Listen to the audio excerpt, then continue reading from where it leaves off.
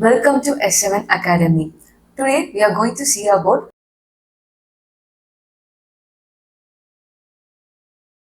Article 14. Article 14 says about equality.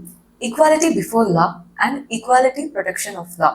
அதாவது சட்டத்தின் முன் அனைவரும் சமம், சட்டம் என்பது அனைவருக்கும் பொதுவானது அப்படிங்கறது சொல்றதா article 14.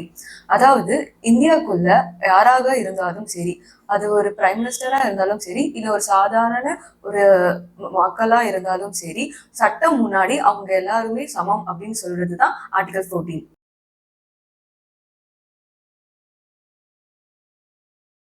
Article 15. Article 15 says about the prohibition of discrimination of grants. அதாவது ஆர்டிகல் 15ல ஒரு 5 கிராண்ட்ஸ் சொல்றாங்க. Namely religion, caste, race, sex and place of birth. இது 5ஐயும் டிபெண்ட் பண்ணி யாரையுமே டிஸ்கிரிமினேட் பண்ணக்கூடாது அப்படிங்கிறத சொல்றாங்க. அதாவது மதம், இனம், சாதி, பாலினம், பிறந்த இடம், இது 5ஐயும் வச்சு யாரையும் பாகுபாடு பிரிவினை காமிக்க கூடாது அப்படிங்கிறது சொல்றதுதான் ஆர்டிகல் 15. எந்தெந்த இடத்துல எல்லாம் காமிக்க கூடாது அப்படின்னா பப்ளிக் பிளேசஸ் அந்த மாதிரி இடத்துல எல்லாம் காமிக்க கூடாது. இப்போ ஒரு ஹோட்டலுக்கு போறதா இருக்கட்டும், இல்ல ஒரு எக்ஸ்போ, இல்லைன்னா சினிமாக்கே போறதா இருக்கட்டும், அந்த மாதிரி இடங்களெல்லாம் பிரிவினை காமிக்க கூடாது அப்படிங்கறத சொல்றாங்க. ஆனால் உமனுக்கும் சில்ட்ரன்ஸ்க்கும் மட்டும் இதுல எக்ஸப்ஷன் கேஸ் இருக்கு அப்படின்னு சொல்றாங்க. உமனுக்கும் சில்ட்ரன்ஸ்க்கும் எல்லா இடத்துலயுமே ஈக்குவாலிட்டி தர முடியாது.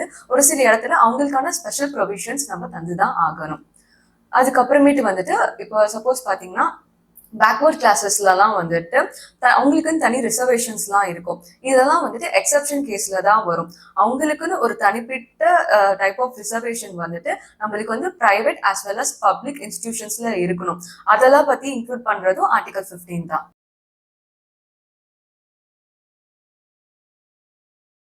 Article 16. Article 16 says about the equal opportunity of public employment. அதாவது எம்ப்ளாய்மெண்ட் அப்படிங்கிறது எல்லாத்துக்கும் ஈக்குவலா அமைகிற ஆப்பர்ச்சுனிட்டியா இருக்கணும் அப்படிங்கிறது சொல்றாங்க. எக்ஸாம்பிள் எடுத்துக்கிட்டீங்கன்னா டிஎன்பிஎஸ்சி. டிஎன்பிஎஸ்சி இந்தியா கவர்மெண்ட்டுக்கு கீழே தமிழ்நாடு கவர்மெண்ட் வைக்கிற ஒரு எக்ஸாமினேஷன் சொல்லலாம். அந்த எக்ஸாமினேஷனுக்கு எல்லாத்துக்குமே ஈக்குவல் ஆப்பர்ச்சுனிட்டிஸ் தான் நம்ம கொடுத்துருப்போம். இங்க ஏன் இந்தியன் கவர்மெண்ட் அப்படின்னு ஸ்பெசிஃபை பண்ணலாம். என்னதான் இருந்தாலும் டெசிஷன் மேக் பண்ற எல்லா ஐடியாஸுமே பார்லிமெண்ட்டுக்கு தான் பவர் இருக்கு. ஸோ அதனால இங்க இந்தியா அப்படின்னு சொல்றோம். என்னதான் தமிழ்நாடு கவர்மெண்ட் எக்ஸாமினேஷன்ஸ் வச்சாலும் அதுல ரூல்ஸ் ஏதாச்சும் கொண்டு வரணும் இல்லைன்னா மாத்தணும் அப்படின்னா அதோட பவர் பார்லிமெண்ட்டுக்கு தான் போகும். இது நம்மளே இதுல கேட்கலாம். இதுல ரிசர்வேஷன்ல நிறைய பேருக்கு டிஃப்ரெண்ட் டைப்ஸ் ஆஃப் கேட்டகரிஸ் நம்மளே கொடுத்துருக்கோம் அப்படின்னு சொல்லிட்டு. ஆனா அதை நம்ம எக்ஸப்ஷன் கேஸ்ல தான் வைக்க முடியும். அங்க ஈக்குவாலிட்டி கொடுங்க நம்மளால கேட்க முடியாது. பாப்புலேஷன் எவ்வளவு இருக்கு, அதுக்கு தகுந்த மாதிரி எந்தெந்த கம்யூனிட்டில எவ்வளவு பேர் இருக்காங்கன்னு சொல்லி தான் ரிசர்வேஷன் கேசஸ் வைக்க முடியும். அதே மாதிரி இப்போ ரிலீஜியன் பேசிஸ்லயும் நம்மளுக்கு எக்ஸப்ஷன் இருக்கு அப்படின்னு சொல்லி சொல்றாங்க. அதாவது இப்போ ஒரு ஹிந்து கோவிலுக்கு ஒரு ஹிந்துவை தான் ஏதாச்சும் ஒரு எம்ப்ளாய்மெண்ட் ஒர்க்குக்கு அப்ளை பண்ண முடியும். அதே மாதிரி ஒரு முஸ்லீம் இருந்தாங்கன்னா ஒரு முஸ்லீமை தான் அப்பாயிண்ட் பண்ண முடியும். அங்க போய் நான் எனக்கு ஈக்குவல் ஆப்பர்ச்சுனிட்டி வேணும் அப்படின்னு சொல்லி கேட்டா அது தவறு அப்படிங்கறது சொல்றாங்க.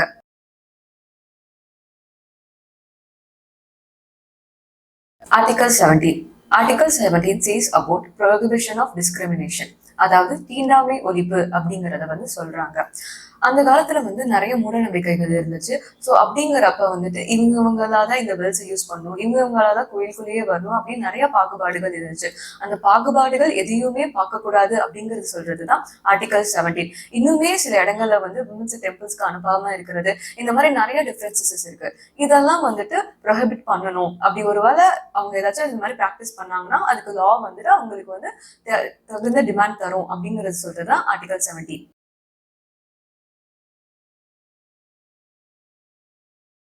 Article 18. Abolition of titles.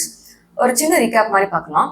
British இருந்தப்போ பிரிட்டிஷ்க்கு யாரெல்லாம் ஃபேவரா இருந்தாங்களோ அப்ப அவங்களுக்கு ஃபேவரா இருந்த இந்தியன்ஸ் அப்புறம் முஸ்லிம் சில பேருக்கு பிரிட்டிஷ் ஒவ்வொரு டைட்டில் கொடுத்தாங்க. அந்த டைட்டில் யாரெல்லாம் வச்சிருக்காங்களோ அவங்களுக்கு எக்ஸ்ட்ரா பெனிஃபிட்ஸ், அதுக்கப்புறமேட்டு ரிவார்ட்ஸ் எல்லாம் கொடுத்தாங்க. ஸோ அதை ஒழிக்கணுங்கிறதுக்காக தான் இந்த லா எடுத்துட்டு வரப்பட்டுச்சு. இதுதான் ஆர்டிகல் 18 சொல்றாங்க.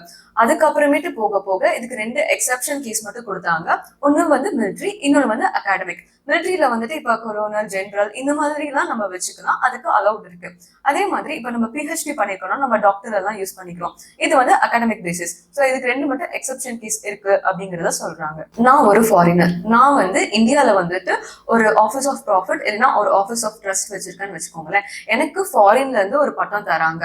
ஆனா இந்தியால வந்துட்டு நான் அதை யூஸ் பண்ணக்கூடாது. ஒருவேளை நான் அப்படி அதை யூஸ் பண்ணணும்னா அதை பிரசிடென்டோட பெர்மிஷன் இல்லாம யூஸ் பண்ண முடியாது அப்படின்னு சொல்றாங்க. அதே மாதிரி ஃபாரின் டைட்டில்ஸ் வந்து இந்தியன்ஸ்க்கு கொடுக்கறதுக்கும் பிரசிடென்டோட பெர்மிஷன் வேணும் அப்படின்னு சொல்றாங்க.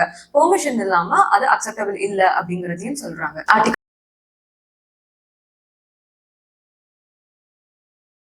19. Article 19 says about freedom.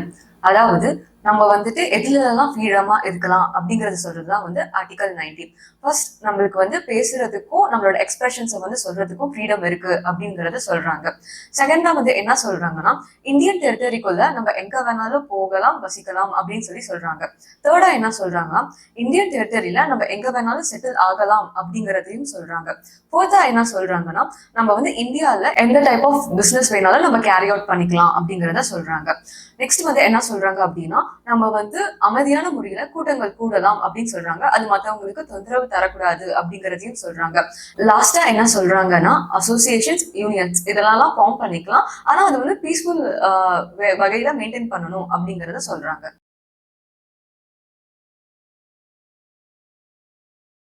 Article 20. Article 20 says about the protection in conversion of the offenses. அதாவது இது வந்து 3 வகையில பிரிக்கிறாங்க. ஒருத்தவங்க குற்றம் செஞ்சிருக்காங்க அப்படின்னா அதை நம்ம ஃபோர்ஸ்ஃபுல்லா வந்துட்டு அவங்கள ஒத்துக்க வைக்க கூடாது. அவங்க அது பண்ணியிருந்தா மட்டுமே அவங்களா விருப்பப்பட்டு ஒத்துக்கணும் அப்படின்னு சொல்றாங்க. செகண்டா வந்து என்ன சொல்றாங்கன்னா ஒரு குற்றம் இல்லைன்னா ஒண்ணுக்கும் மேற்பட்ட குற்றம் பண்ணியிருந்தாலும் அவங்களுக்கு வந்து ஒரு டைம் தான் தண்டனை வந்து கொடுக்கணும் அப்படின்னு சொல்றாங்க. தேர்டா வந்து என்ன சொல்றாங்க அப்படின்னா இப்போ வந்து ஜூலை 5th வந்து ஒரு புது லா எடுத்துட்டு வராங்கன்னு வச்சுக்கலாம். இப்போ ஒரு கிரைம் நடந்திருக்கு. அந்த நடந்த கிரைம் வந்து ஜூலை 5th அப்புறமேட்டு நடந்துச்சுன்னா அது ஜூலை 5th என்ன லா கொண்டு வந்தாங்களோ அதன் பிரகாரம் தான் நடக்கும். இல்ல ஒருவேளை ஜூலை 5க்கு முன்னாடி இந்த கிரைம் நடந்திருக்கு அப்படின்னா முன்னாடி என்ன லா இருந்துச்சோ அதுக்கான தண்டனை தான் வழங்கப்படும். நியூ லா எடுத்துட்டு வந்தாங்கன்னு சொல்லிட்டு அதுக்கு ஏற்ற தண்டனை தர மாட்டாங்க. ஃபர்ஸ்ட் அந்த கிரைம் எப்ப நடந்துச்சுன்னு பார்ப்பாங்க. அதுக்கு தகுந்த மாதிரி அந்த சமயத்துல என்ன லா இருந்துச்சுன்னு பார்ப்பாங்க. அதுக்கு தகுந்ததா பனிஷ்மெண்ட் தான் அவங்க ஸ்பெசிஃபை பண்ணுவாங்க.